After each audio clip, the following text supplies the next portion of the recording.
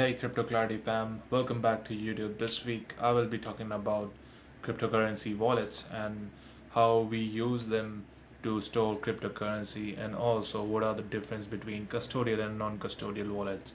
Just before we start, another disclaimer guys, I am not a financial advisor. I am just creating this video for educational purposes only, and if you want more advice about investing in cryptocurrency, go to a financial advisor who are qualified to do this kind of stuff. I'm just out here sharing my opinion and my views on cryptocurrencies and blockchain technology as I invest in them myself, and also want people to learn the basics of it from the scratch. Obviously, I did my own research while starting in this space, so I want to help people in the same community understand the reality of cryptocurrency and blockchain technology, and also educate them about how the world is right now and where we are going with this kind of fiat currency and cryptocurrency battle right now.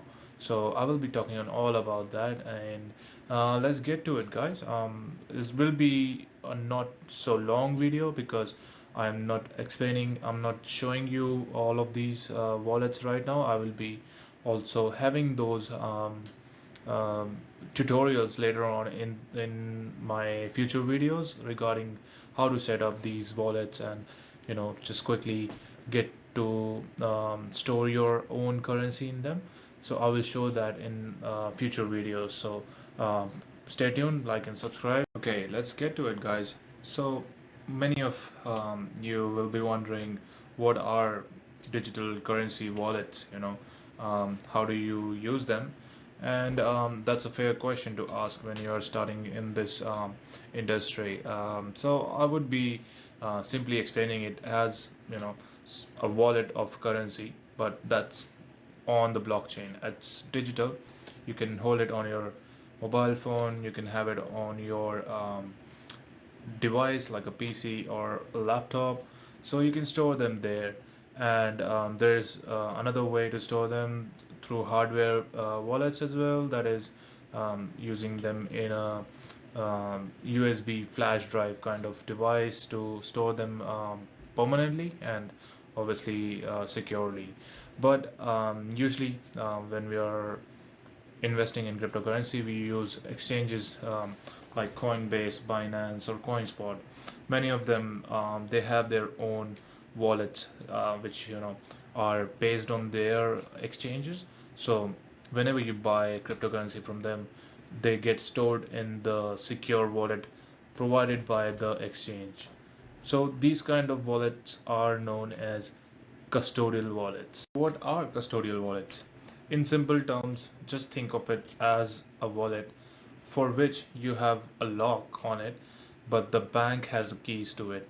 So they are keeping your currency safe in their own wallet, and they hold the key to it because obviously they are giving you a service of holding your cryptocurrency. And this is the basic structure of these exchanges. They provide a wallet. Obviously, when you buy something from there, it needs to be stored safely, and that's a great place to start with in the cryptocurrency world. And you get to save these cryptocurrencies in the custodial wallets. The only thing that is different is the wallets have their keys with the exchanges. Instead of banks, take it as you know exchange which is centralized like a company.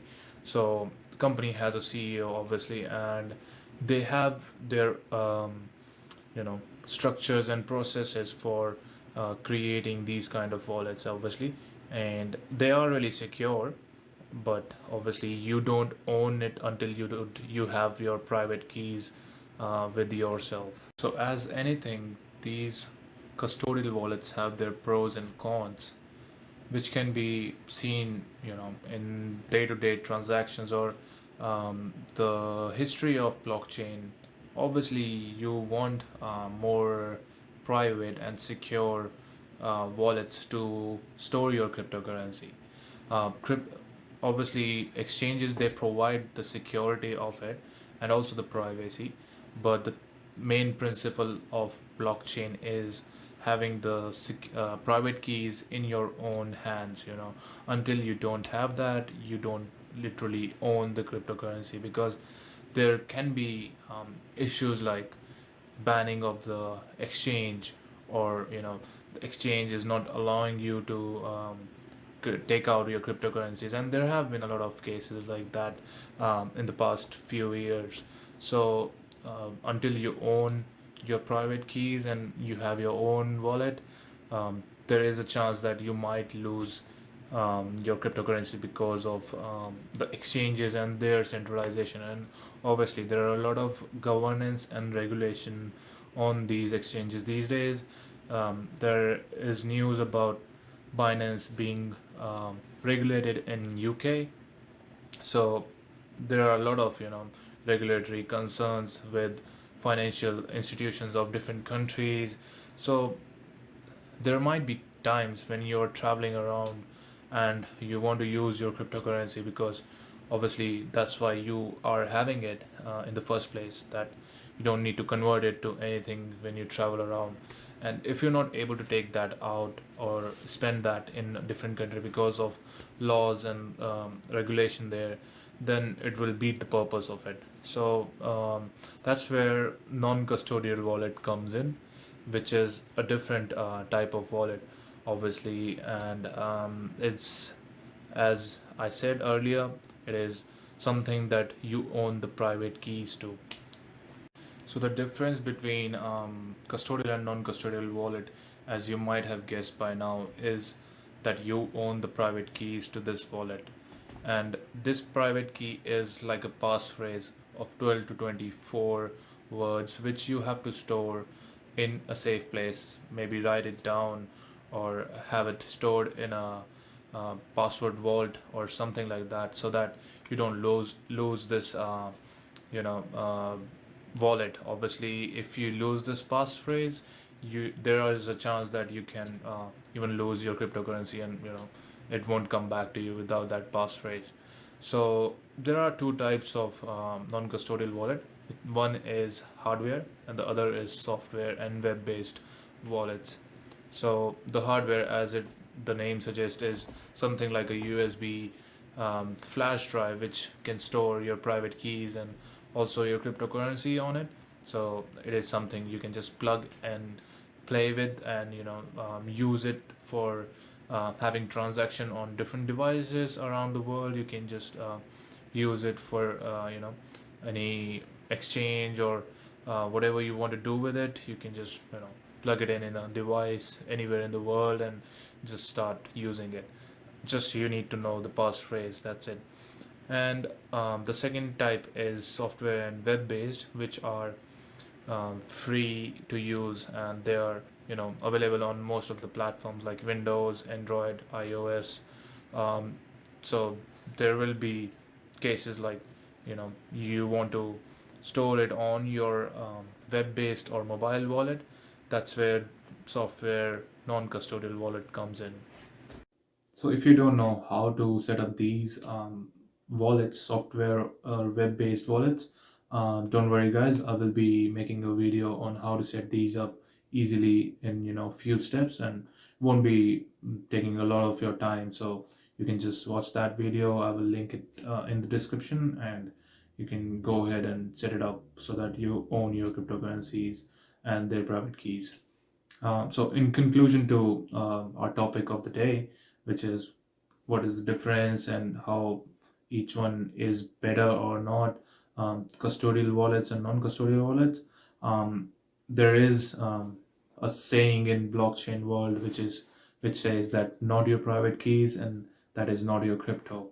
So that is completely fair to understand that blockchain works on this principle, that if it is not private, it is centralized. It is not something that is useful for people and their you know valuable assets. So that's why this is so important to have your private keys and your own personal wallet. just so that you can use those cryptocurrencies wherever you go in the world. That's the point of it, that usability around the world, and you know the freedom with it, that you can use it doing whatever you want. In future, obviously, we will be having more places where cryptocurrencies will be accepted. So there, it will be really hard for people to regulate that, and obviously no one can ban it because um, cryptocurrencies are controlled by a network of computers which is around the world, and there is no single body who controls it. So that's why I believe that you have to own your cryptocurrency in your personal wallet. That's it, guys. Thanks for tuning in today. Obviously, remember to like and subscribe. If you find this information useful, obviously share it with your friends and family. And I will be coming back to you next week with another video and maybe a tutorial. Let's see. I'll see you soon. Bye.